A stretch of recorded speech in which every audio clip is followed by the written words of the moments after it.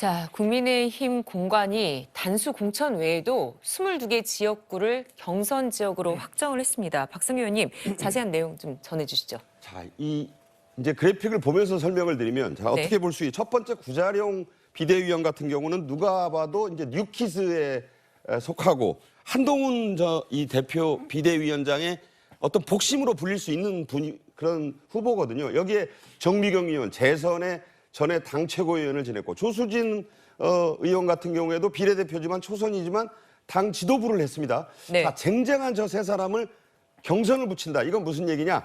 그러니까 한동훈 비대위원장의 측근이라고 봐주는 거 없다. 이런 얘기예요. 두 번째, 장동혁 의원이 누굽니까? 초선이지만 사무총장을 하고 있잖아요. 예. 이런 사람도 경선 붙이겠다. 이런 얘기입니다. 충남 홍성 예산 강승규 전 수석이잖아요. 그러니까 이게 용산 출신이라고 수석 지낸 사람이라고 뭐 이렇게 이게 뭐 어떤 특별한 배려 안 하겠다. 홍문표 의원도 3선에서 4선을 노리니까 한번 해봐라. 이런 상징적인 의미를 주는 겁니다. 그래서 22개 지역구 중에서 대표적인 데를 말씀드렸는데 시스템 공천은 이렇게 이루어지는 것이다라는 거를 뭔가 중도층 유권자들에게 보여주는 어떤 상당히 그런 의미들을 둬서 시그니처형 경선을 이번에 하지 않느냐. 그러니까 그런 내용들을 좀 보면서 과연 이제 저게요. 좀 확산이 되면서 사실 민주주의 정당의 어떤 그 지역구 의원 선출이라든가 나아가 대선이라든가 경선이 만든 거예요. 경선, 네. 선거는 축제지 않습니까? 그래서 경쟁력을 가지고 떳떳하게 이렇게 서로 맞부딪혔을 경우에 공약도 보고 그러면서 그 자체가 컨벤션을 일으킬 수 있는 거니까 너무 단수공천. 지금 분위기가요. 단수공천 안 받으면 내가 좀 모자란 사람인가? 이런 분위기가 되는 것 같은데 그게 절대 아니거든요. 경선을 두려워하지 않는 여당, 또 야당도 마찬가지입니다. 그런 식으로 좀 갔으면 좋겠어요. 네, 자 지금 박상규 의원 말씀대로 이제 뭐 경선이 특정인에게 치우치거나 배려를 해주지 않는 그런 모습을 보이고 있는데 정혁진 변호사님, 근데 네네. 공천 과정에서 지금까지 큰 잡음은 없는 것 같은데요? 그러니까 일단은 김태호 의원, 조혜지 의원, 뭐 하태경 의원 같이 다선 의원들이 자신이 쭉 그 맹주 노릇을 했던 그 지역구 내놓고 다른 곳으로 가지 않았습니까? 그 다음에 이제 김무성 전 대표는 불출마 선언을 갖다가 했고요. 그 다음에 어떻게 보면 좀 억울하다고 할 수 있는 분이 김성태 전 의원 같은 경우인데 그럼에도 불구하고 백의종군 하겠다. 컷오프도 수용하지 않았습니까?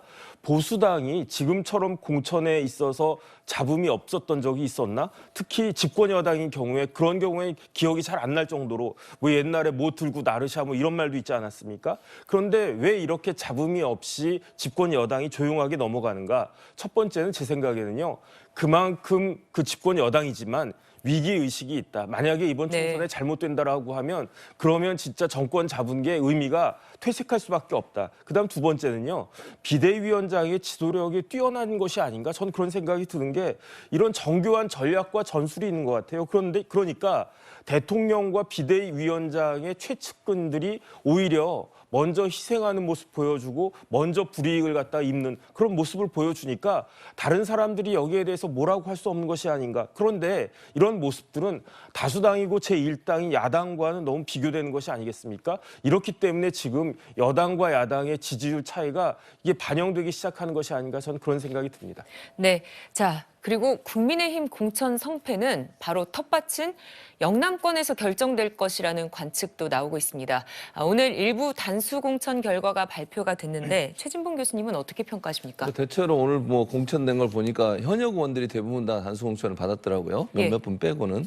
그래서 아까 박상규 의원이 경선을 했으면 좋은 그런 분위기가 된다고 저도 개인적으로 그렇게 생각해요. 물론 현역 의원들이 뭐 잘해서 단수 공천을 받을 수도 있지만 가능한 한 경선을 통해서 새로운 신인들이 들어올 수 있는 여건을 만들어준 게 저는 좋다고 생각해요. 그리고 그분들이 와서 어쨌든 경선하다 보면 현역에 있는 사람들도 새롭게 뭔가 본인이 반성할 게 있나 이런 것도 돌아보게 될 것이고 또 국민들의 여론도 오랫동안 물론 이제 여기 오래 한 사람도 없고 처음으로 초선하고 이제 두 번째 도전한 분도 계시지만 그런 부분이 좀 아쉽다는 생각이 드는데 대체로 보니까 이제 이 오늘 발표된 내용만 보면 대체 현역 의원들이 많고 눈에 띄는 사람은 이상민 그 민주당에 있다가 이제 국민의힘 넘어간 분 그분도 당수 공천을 받았더라고요.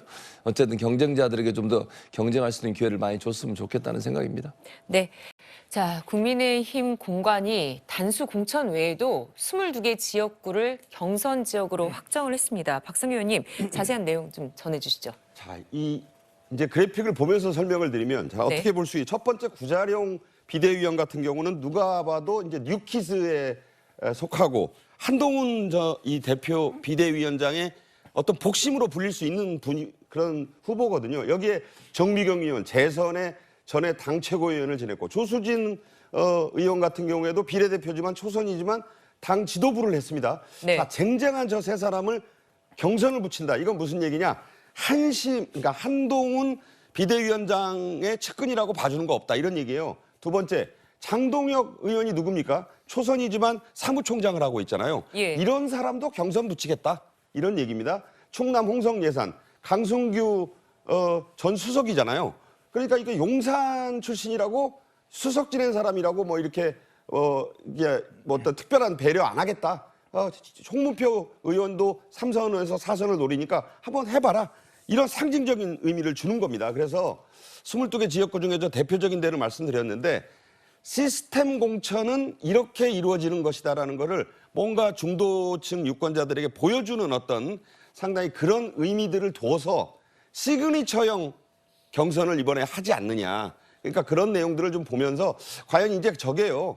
좀 확산이 되면서 사실 민주주의 정당의 어떤 그 지역구 의원 선출이라든가 나아가 대선이라든가 경선이 만든 거예요. 경선, 네. 선거는 축제지 않습니까? 그래서 경쟁력을 가지고 떳떳하게 이렇게 서로 맞부딪혔을 경우에 공약도 보고 그러면서 그 자체가 컨벤션을 일으킬 수 있는 거니까 너무 단수공천. 지금 분위기가요. 단수공천 안 받으면 내가 좀 모자란 사람인가? 이런 분위기가 되는 것 같은데 그게 절대 아니거든요. 경선을 두려워하지 않는 여당, 또 야당도 마찬가지입니다. 그런 식으로 좀 갔으면 좋겠어요. 네, 자 지금 박상규 의원 말씀대로 이제 뭐 경선이 특정인에게 치우치거나 배려를 해주지 않는 그런 모습을 보이고 있는데 정혁진 변호사님, 근데 네. 공천 과정에서 지금까지 큰 잡음은 없는 것 같은데요? 그러니까 일단은 김태호 의원, 조혜지 의원, 뭐 하태경 의원 같이 다선 의원들이 자신이 쭉 그 맹주 노릇을 했던 그 지역구 내놓고 다른 곳으로 하지 않았습니까? 그 다음에 이제 김무성 전 대표는 불출마 선언을 갖다가 했고요. 그 다음에 어떻게 보면 좀 억울하다고 할 수 있는 분이